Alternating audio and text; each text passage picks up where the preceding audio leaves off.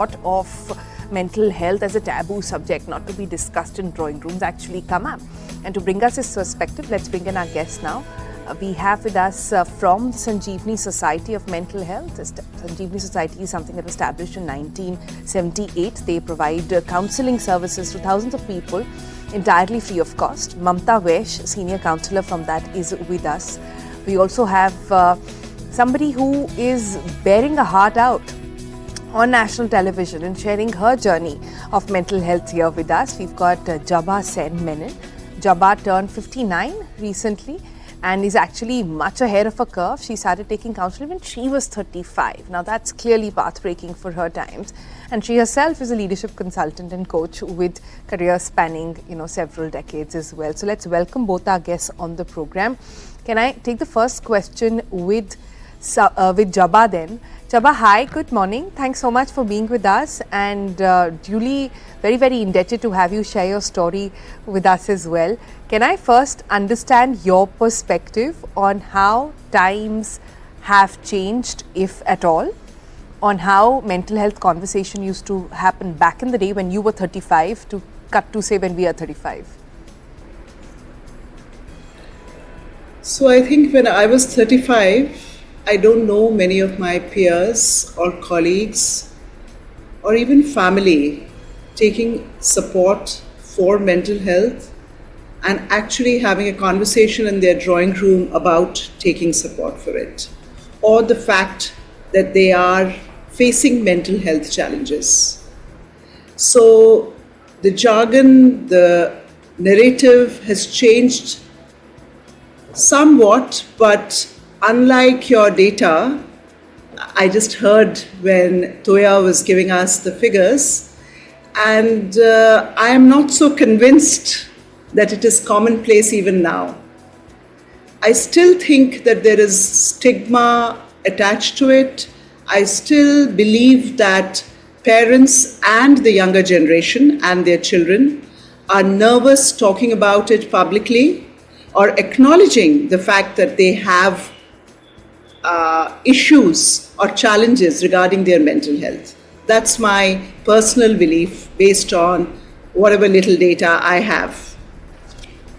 Right, let's back that up. Jabba, your point, let's take it over to the professional that we have with us here. Mamta Vaish is a senior counsellor, as we said, at Sanjeevani Society, and she's been someone who's been in this profession for 25 years and more now. Mamta, we're just sharing with our audiences on the screen some of the data that you gave us, and that data is of just the last year and this year. And you can see a slight increase, but to Jabba's point, it doesn't seem like it is commonplace at all. I just want to ask you what your experiences are.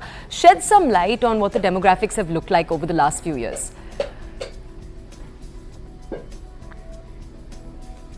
Picked up as a go-to, as a tool to deal with the challenges of life. And because it has generally picked up, definitely it's more popular with the young, and our majority client is definitely in the age bracket of within 35. But we are seeing a rise in a whole lot of people above 50, above 60, and it could be because they have been motivated by younger family members. It could be their own awareness. We have to also understand that today, what we call seniors or elders are not really what the elders were in our generation, right? So my grandmother was a whole lot older and less exposed. Today, people 60 plus or 70 plus are on social media, and they are far more fitter. They are going to the gym. So if the whole profile of the elder or senior citizen has changed, then counseling is something that is coming to them also. So whether it is, discussions within the family, or it is a general openness to adapt to the new in the life. And a lot of issues for the elder members of our society could be related to how to accept the changing times which they experience because of their children or grandchildren. They need to adapt to a lot of stuff, which is challenging, and they do reach out. That has been Sanjeevni's experience and data. True. Okay. No, fair point. But Jabba, I want to understand more about what you said, because this is clearly seems to be coming from experience, right? You've been a trailblazer in a way. You started seeking therapy when you were much younger. But what do you think keeps elder people or people your age away from therapy and counseling these days? I ask because mental health is a conversation in households these days, right? And when it's happening across generations. So are elder people saying कि ये तुम्हारी generation की बातें हैं, तुम लोग जाके करो, हम नहीं करेंगे? Is that the sentiment? Or what is it that's keeping them away? So I'm going to quote a couple of conversations that immediately come to mind with my peers. So one statement that I clearly remember over dinner is a parent telling me how mental health conversations are a luxury for the younger generation. In our times, we didn't have the time and the space to think about our mental health. But that's a luxury of the younger generation who can indulge in such conversations and also entertain the thought of taking external support. The second part is, again, from my own personal experience amongst my close friends. It is very hard for the people like us to accept that we are still not okay when we are expecting our children and people around us okay, we ourselves are not okay. It's not very easy. It takes a lot of courage to accept that I am not okay. So I think the courage is lacking. Secondly, I would also think that every time you go to a counselor or seek external help, you have to relive the times that have made you uncomfortable. It could be adapting to newer ways of life that we are seeing around us and sometimes are willing to accept or forced to accept. Or it could be uncomfortable experiences, sad, or unfortunate experiences that we have gone through. We don't want to relive that again, and we think that we have processed it and moved on. But actually, only in our conscious cognitive self have we may think we have processed it. In the subconscious, it is so deeply embedded that without an external support, we cannot process it. There is science and there is a framework which the professionals adopt to deal with issues like this. But are we even aware of the process or the framework or the fact that there is a science which can help us lead a freer, better life? We are exposed, but we would rather not look that way. So I think these are a couple of things that come to my mind. Can we just ask you, Jabba, we'll stay with you for a second. I want to ask, can you tell us how did the idea that you need to go to therapy, or you want to go rather to counseling, that's something you want to start, how did that actually happen for you? What age were you? We told our audiences you were in your 30s, mid-30s. How did that happen? Was it actually something you'd been familiar with as a concept for many years and you decided to try it? Just walk us through that. Yeah, I think I was born in more fortunate circumstances. I grew up in the campus of Central Institute of Psychiatry, which is the largest facility perhaps even today in India for mental illness. So it came very naturally to my consciousness that mental health is also an issue which needs to be addressed. There are psychologists, there are psychiatrists, there are counselors, there are therapists, and these terms were not alien to me. I got exposed to them when I was 4 years old. So therefore, I was always aware of a world which dealt with mental health and the various specializations, whether it was a clinical psychologist, whether it's a child psychologist. I was even aware of the nuances in this profession. So when it came to me, I was I think I'm still hungry for being a happy, healthy person. It's my hunger, but life has always not been supportive of that. So I have been through many challenges in my life from a very early age. So one of the ways that I wanted to help myself was to seek therapy, and I must acknowledge Sanjeevani's contribution to as an easy go-to, because I volunteered with Sanjeevani in 90s for a short while, and I was very impressed with the set of counselors I came across. One of my very close friend has also been a counselor with Sanjeevani. So my only go-to so far in the last 20 years has been to Sanjeevani, and I do want to acknowledge their very proficient, supportive staff, where I have taken counseling at both their centers in Defense Colony, in Kutub Institutional Area, and when my circumstances did not permit going there physically, they have accommodated me over a telephone call for 1 hour, 45 minutes for 6 months every week, once every week. So I'm extremely grateful to an organization like Sanjeevani, and I wanted to acknowledge that. So Thank you, Jabba. That's very, very heartening, because as an organization, I mean, that's a client sort of. Yeah, we didn't initially realize actually when we did find Jabba that she'd come to Sanjeevani. But Sonal, you were going to say, sorry. Yeah. No, just want to say that this wasn't orchestrated by us. Okay, so this is just how they have found each other on air, and they have a common bond. So this is just a disclaimer for audiences who think we might be biased towards Sanjeevani. Anyway, that's not the case. Okay, just putting that on the record. But Jabba, completely with you in this pursuit of happiness that you sort of spoke about, right? That this constant hunger to stay happy, completely with you, and so glad. And also just to mention, you're not alone. I think all of us at different ages, at different stages of life have felt this and perhaps continue to feel this way. But my question is for Mamta actually. Mamta, then, you know, if you think about it, older people or seniors in the family technically have, the family structure used to be so that they were taken care of. I think as much has been this disruptive nature of the way the world is really going, as much as it's impacted the young, it's impacted the old as well.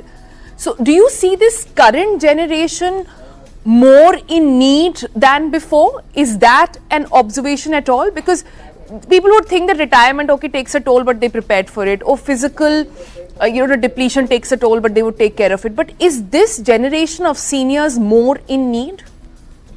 So let me put it this way, that life always poses challenges. And as I said, today the seniors we are looking at are really not dependent that much. And we are talking of the larger cities. And the people are open to taking help. The kind of issues that one faces as one advances in years could be health related, which they could be loneliness related, which is a huge issue, and just talking to somebody and feeling understood. So while Jabba was right in saying that, being judged, feeling not okay, having to adapt to change are issues, but those are issues faced in counseling across the board, any age group. But for the older people, if I could give you an example, the issues that come up could be the death of a life partner. It could be retirement, which means now what do I do with my life? The emptiness syndrome, which, if you would like to put it, is more a challenge of today, because more and more children are leaving home, right?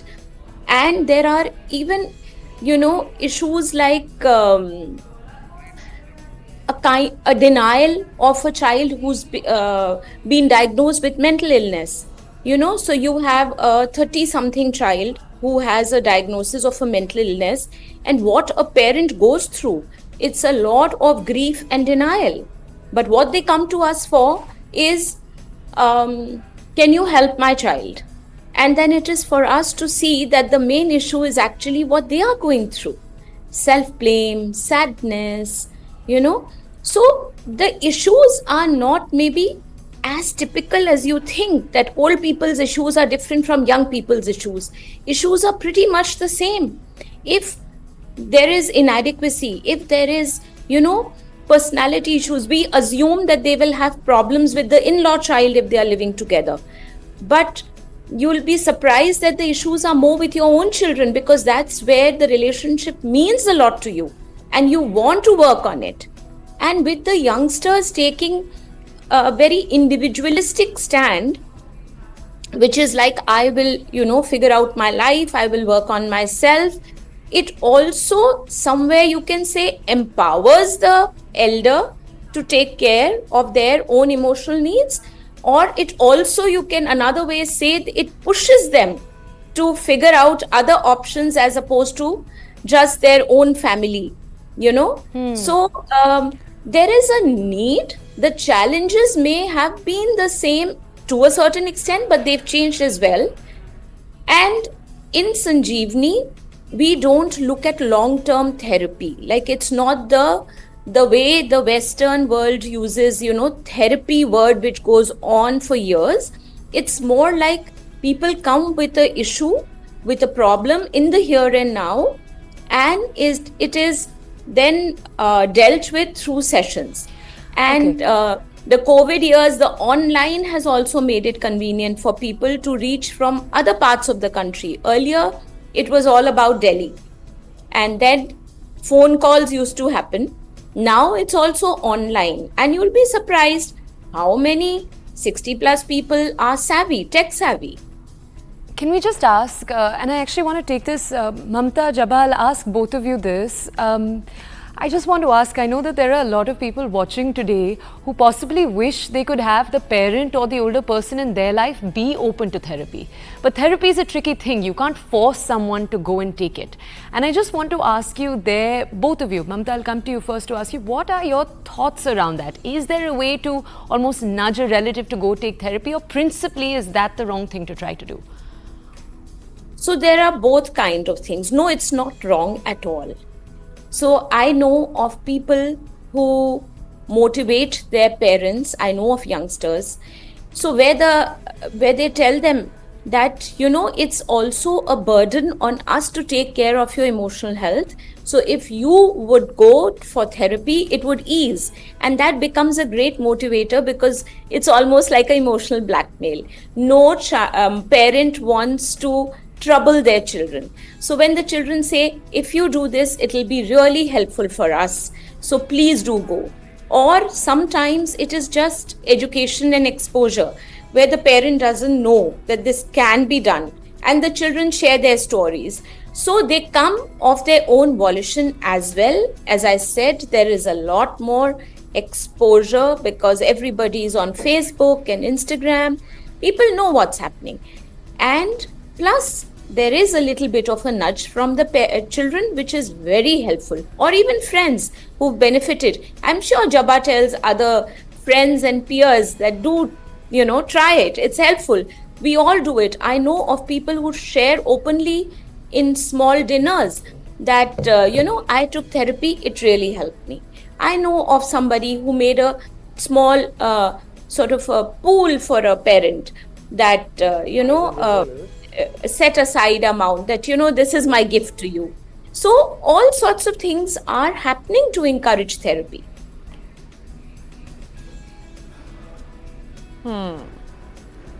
Jabba. Yeah. So I'm saying this in jest, but also it is true. It depends a lot on the timing, on the trust that you have built with the other person. This is not in jest. This is, yes. I'll say where it echoed, and I thought that, okay, this is what would make me resist therapy. The minute my child tells me, I think you need therapy because I can't deal with your emotional burden. Don't pass on your stress to me. The minute she says that, I will be even more resistant to therapy, because I think I'm doing perfectly okay, and you should have this much of bandwidth for me to be able to hear me out. I'm only venting. So that's why I am saying the importance of language, the timing, the trust that you have built with the friends or the family that you are wanting them to adopt therapy.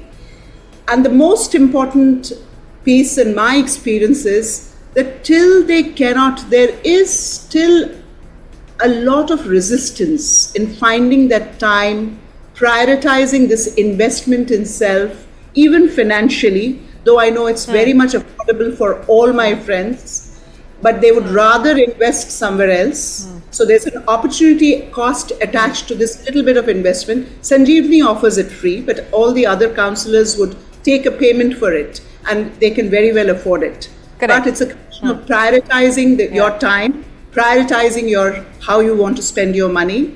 So I think only when they think that they cannot take it anymore, they're actually their own awareness of their mental state, that how much it is coming in their way of leading a normal, happy daily life, will they actually go for it? That's my take on.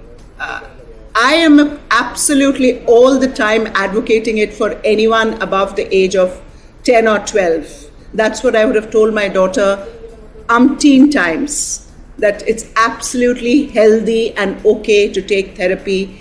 The most important fact of life is to stay happy and healthy. And whatever supports us in that pursuit, we must go for it immediately, because time is precious. But this language will not cut any ice with those who are not ready for it themselves. So it really is dependent on the person hearing me. And for that, as I said, there are a couple of prerequisites.